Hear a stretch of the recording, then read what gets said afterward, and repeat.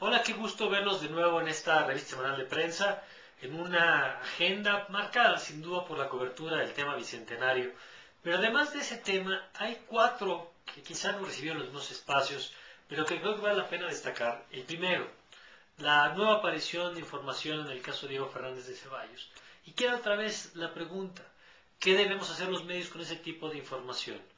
Yo tengo mis dudas sobre si todos los medios confirmaron en su oportunidad que era auténtico el comunicado, si la fotografía aportaba algo, pero sobre todo si la reproducción de ese tipo de imágenes sirve a la sociedad o sirve más a los secuestradores en su ánimo de presionar a las propias familias afectadas de un acto así. Dice el maestro Javier Darío Restrepo que cuando ocurre un secuestro no hay que reproducir las imágenes del mismo, las que mandan los secuestradores, porque lo que hacen es vulnerar la dignidad de la víctima. En su lugar hay que presentar una fotografía de archivo y consignar, si se quiere, en el texto que hay una nueva imagen. Pienso, por ejemplo, que cuando muere un personaje importante para los medios, pues no se publica su fotografía cuando estaba en cama ya dañado por la enfermedad, sino se muestra una imagen de archivo justamente porque así es como queremos recordar a los seres que son importantes para nosotros. Queda de tal forma esa reflexión para nuevas imágenes en este o en otros casos que se puedan producir. Pero también, sin duda, esta semana está marcada por lo que ha ocurrido en Ciudad Juárez. Y hay dos fenómenos en particular que ahí merecen de atención. El primero, la nueva agresión que ha sido denunciada dentro y fuera del país en contra de dos periodistas de ese medio, dos jóvenes periodistas, ocasionando la muerte de uno y las débiles y graves condiciones de salud en las que se encuentra el otro, y que recuerda que, bueno, pues siguen siendo los periodistas los más vulnerables, o uno por lo menos de los sectores más vulnerables en la respuesta a esta violencia que se está viviendo en el país. Pero además, a partir de estos hechos se han generado dos editoriales que han merecido réplica en el resto de la prensa nacional y comentario en las redes sociales. El primer editorial en el que bien consignan que a quién se le exige justicia en una situación así. El segundo, que va en términos similares, que publicó apenas este fin de semana, en el que se le llama a los grupos del crimen organizado a que definan las reglas del juego. En términos muy duros se les dice: ustedes son los responsables, los que tienen el control de la zona, así que díganos qué esperan de nosotros, aunque aclaran, no es una rendición, no es una renuncia a informar, pero sí es una exigencia de saber cuáles son las condiciones en las que los periodistas podemos ejercer nuestro trabajo. También plantea una serie de temas en los que quizá podríamos discutir. Por ejemplo, dice que es una guerra entre el gobierno y los narcotraficantes.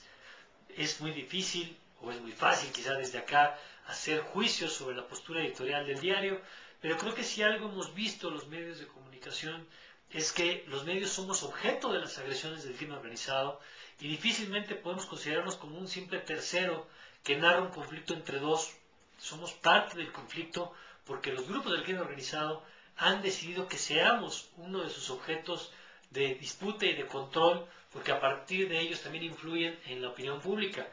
Y eso es algo que tenemos que reconocer y estar conscientes. Este caso recuerda también a otro que se presentó en la semana, igual de grave, y me refiero a la controversia generada a partir de este camarógrafo que fue conocido en todo el mundo por el secuestro del que fue objeto y que ahora ha dicho que pues en realidad él no fue rescatado por las autoridades, que si bien es cierto que salió, porque sus captores lo dejaron ir, fue cuadras después cuando se encontró a la policía, y que además fue con engaños que se dio esa conferencia de prensa que todos vimos y que se les había dicho originalmente que iba a ser una reunión con el gobierno, particularmente con el presidente. Quedan dudas nuevamente sobre el tratamiento de la información, pero también quedan dudas sobre cuáles son las agendas de los medios de comunicación en la cobertura de estos casos. Tenemos particularmente un enfrentamiento entre el periódico o la cobertura que dio desde el periódico Universal, denunciando la manipulación de la Secretaría de Seguridad Pública, y la defensa, digamos, que hizo de este operativo el periódico Milenio en varios de sus espacios, que es, no hay que perder de vista, la revisión del conflicto del que hablamos en la agenda de la semana pasada, en esta ocasión por el operativo de liberación de este periodista, la semana pasada por el operativo en el que había caído la Barbie. Y finalmente, bueno, pues queda también este texto de Raimundo Riva Palacio, publicado en el periódico La Razón, en el que hace muy duras afirmaciones en contra de un directivo del periódico El Universal, un artículo que fue calificado por Darío Ramírez, quien representa artículo 19, perdón, artículo 19 en México, quien califica un texto como que no contribuye a la cercanía y al diálogo entre los medios. De tal forma que tenemos mucho material de lo que los medios tienen que resolver como dilemas, pero también de los enfrentamientos o diferencias editoriales que se están viviendo entre algunos de los espacios más importantes. Finalmente, hoy termino este comentario con una invitación. Hoy domingo, tuve oportunidad de ir a la World Press Photo que se presenta en el Franz Mayer. Vale mucho la pena si usted tiene la oportunidad que se dé una vuelta y ver pues esta